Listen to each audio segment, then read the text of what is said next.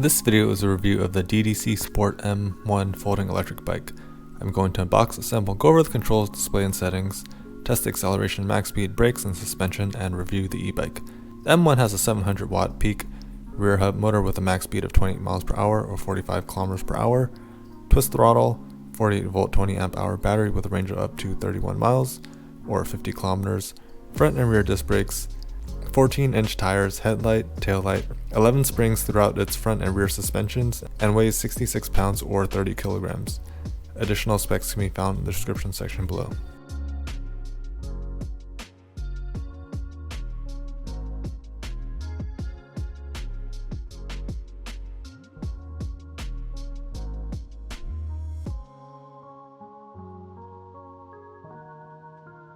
This is the box that it came in.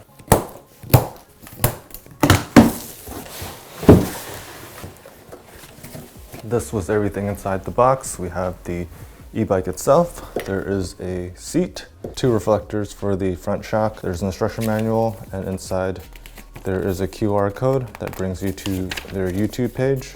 Through that, you can watch how to install it. I'll also briefly show you how to do it. There is a charger. There's 2 rear view mirrors, a bike lock. There's a bottle cage, the pedals, and then a basket. There's also the tools. I also want to note that they came with tire protectors, which I've never seen any other e-bike company do. Let's install the handlebar. We need to fold the stem first. Just pull this up. We'll pull this lever up and pull it down until it locks.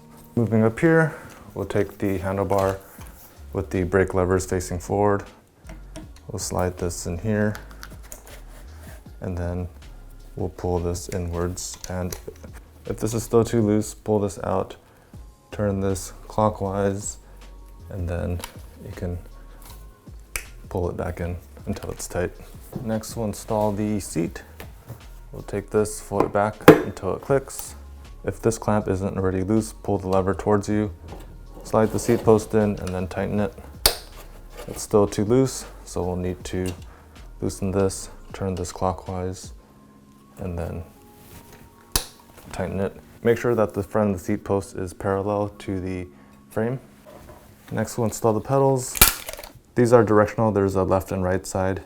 We'll take the right side and we'll turn this clockwise or righty-tighty.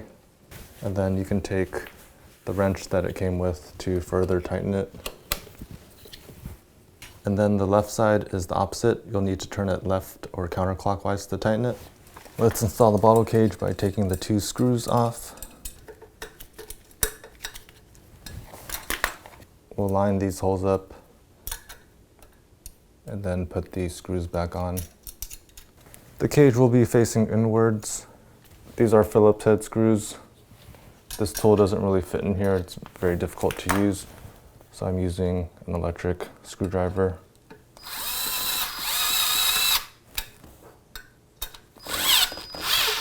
To put the footrest on, we need to take these 2 bolts off.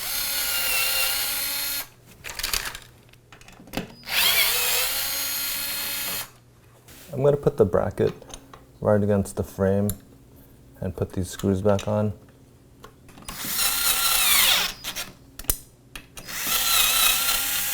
I'm going to take the rear view mirror that's angled in this direction. I'm going to screw it into the threads on the brake lever. I've already twisted this nut as high as it can go. That way I can get a good bite in here. Feeling the bottom, I can feel the threads coming out, so I'm going to stop and then tighten this up. I'll take the wrench that fits and fully tighten it. This cover just falls into place. It's a little wobbly, it doesn't clamp onto it. I'll repeat the same thing on the other side. It also comes with the front basket. There's this piece of metal that you slip inside so that it remains open. You would Velcro this to the stem, and then there's 2 straps that go through these holes and they connect to the handlebar. I'm going to leave them off for now. It came with 2 reflectors and they have double-sided tape. I'm going to install them on both sides. Out of the box, the front and rear discs do not rub. I also noticed that they don't engage until they're past halfway. I want to play around with the brakes so that it bites sooner. Taking a look at the battery, the charging port is right here. We need to flip this to the side to expose the charging port. This is the charger. Here's the model number. We'll take this plug and plug it in here. And then the other end goes into the outlet. And when it's charging, this LED will be red. And when it's fully charged, it'll turn green. Right here we have 2 keys. In order to get to the battery, there's a lever underneath the seat that we need to pull upwards. And then this seat folds up. We'll put our key inside, turn it counterclockwise to unlock it, and then pulling this lever, we can take the battery out. This is what the battery looks like. Here's the model number. This is the side with the charging port. Here's the lock on the key. This is the other side of the battery, and it looks like a plug goes in here. I believe the controller is underneath the rear seat, and this plug is the one that goes into here. Here's the other side, the bottom, and the top. Let's put this back into place. There's the metal rail right here. We'll line it up with the battery and slide it down, and then turn the key clockwise to tighten it and put the seat back down. By the front brake cable, it comes with 2 ignition keys and a remote for the alarm. Out of the box, this plug is unplugged. If I plug it in, the alarm will chirp. I have to press the unlock button to make sure that it's unlocked. You can lock it, and then if you move the e-bike, the alarm does go off. There's also a lightning bolt on the key fob, so if you press it, the front headlight and rear tail light will light up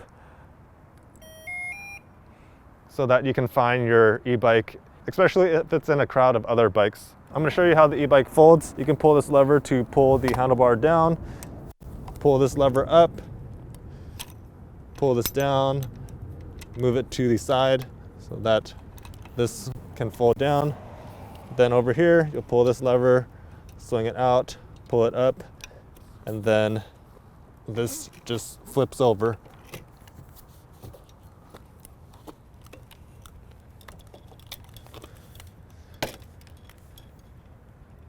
And you can save a lot of space.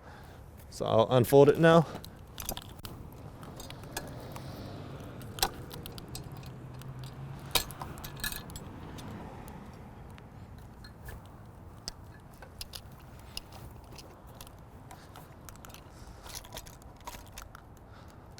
There we go. Looking at the handlebar, we have the controls right here. It's hard to see because it's dark, but there is a light button.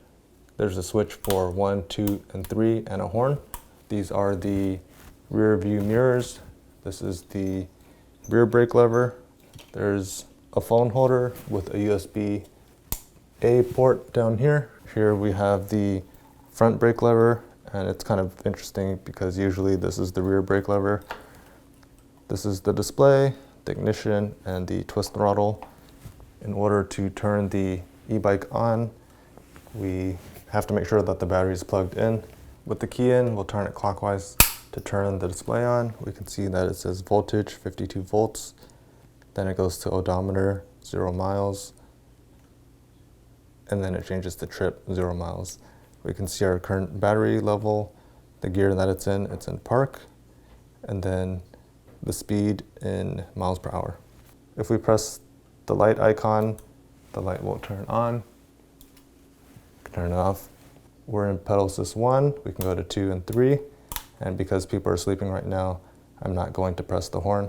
Let's test out the max speeds in each gear, and pedal assist 1. We're getting 16 miles per hour. Pedal assist 2, it's 21 miles per hour. Pedal assist 3 is 28 miles per hour. I'm going to test the acceleration and max speed in each of the pedal assist levels with pedaling only and throttle only. Right now we're going to start with pedaling only and pedal assist 1. There's a switch over here and you can switch it between pedal assist 1, 2, and 3. You cannot turn the pedal assist off, but you can always turn the key off and pedal without the motor on. Pedal assist 1, the motor kicked in, and it says that we're getting 15, 16, 17, 18 miles per hour over here. But this GPS says we're getting 12. Pedal assist 2.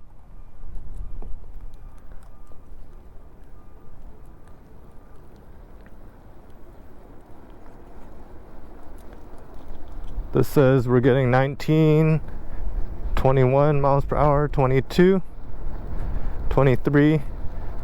But this one says we're getting 15 or 16. Pedal assist 3.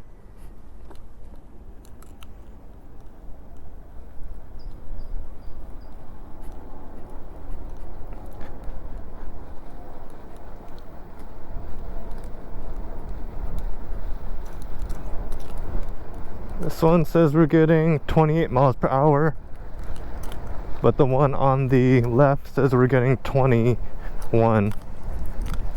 Because it's only a single speed, it's very easy to pedal, but I feel like I'm wasting some effort. I'll do the same thing for throttle only in pedal assist 1. This says we're getting 20 miles per hour. It dropped back down to 18, but the one on the left says 12. Pedal assist 2.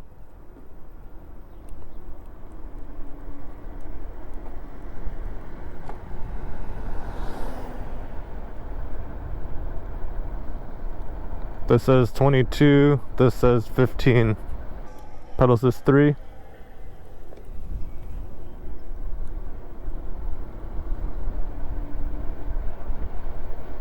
This is 27, 28.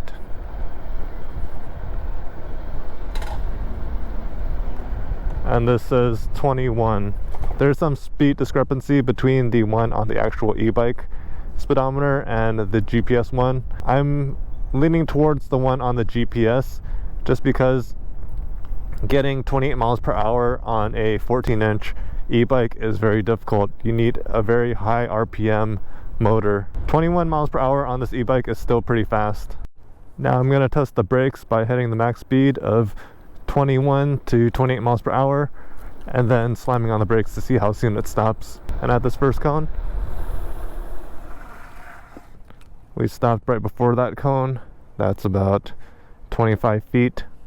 Out of the box, the brakes were a bit loose. They didn't bite until around here. I had to do some adjustments so they bite sooner. You just loosen this bolt, pull the tension and tighten it. Just make sure that the brakes don't rub. Same thing with the back. One thing I noticed is that because the front of the frame is independent from the rear, the frame is not fixed. There's these two springs and this hinge right here. When you slam on the front brakes, all of the weight on this front end goes forward. Like it leans forward like this. It's a little unsettling, but you should be using both brakes. And if you use both brakes, it's not that much of an issue. It's just something I noticed. Looking at the suspension, they claim to have 10 springs. 1, 2, 3, 4, 5, 6, 7. I guess they count this as 2, 8, and 1 here, 9. There's springs on the rear seat. I guess this counts as 2 more springs. These ones are adjustable. The 4 in the back, and then the 2 right here. That many springs seems unnecessary. You only really need 1 on each side and 1 in the middle, but I guess that's a selling point for them. And the ride is pretty comfortable. The front shock, I believe there's just a spring on the inside. It's non-adjustable. If I bounce on the e-bike, it's very comfortable. Then if I try going on a dirt path,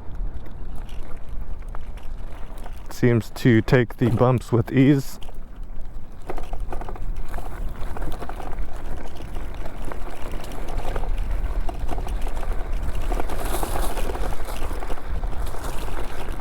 Try going on mulch. Yeah, it's pretty comfortable.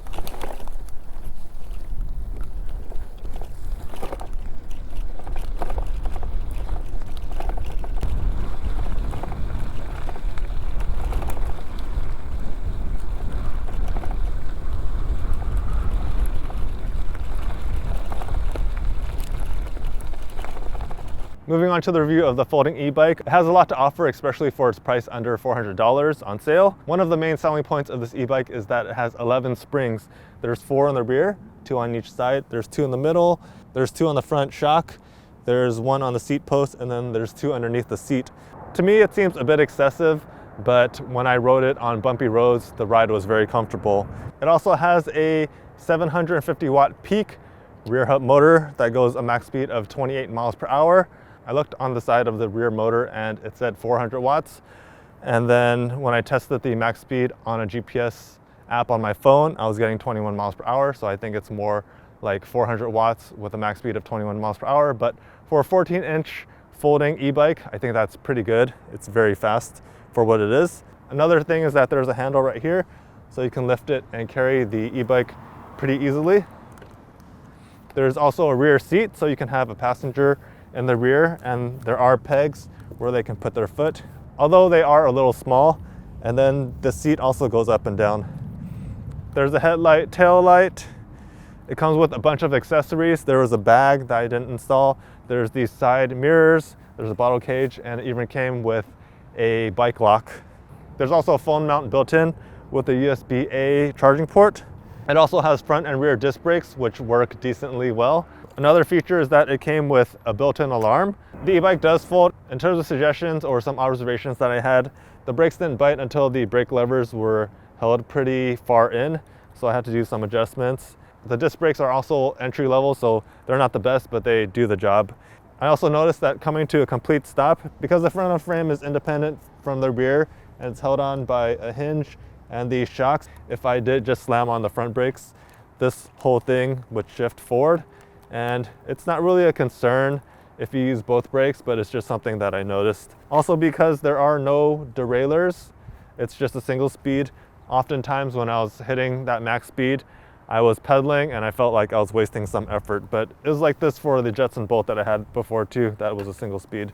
I'm 5'11" and I can raise the seat high enough where my feet are not cramped, and then I can raise the handlebar high enough where my hands do not feel cramped.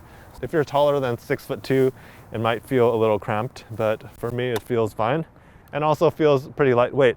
That's it for this review. Please like this video if you found it helpful. Feel free to leave questions or comments in the comment section below. And if you want to see more videos like this, please subscribe to this channel. Thank you guys for watching and take care.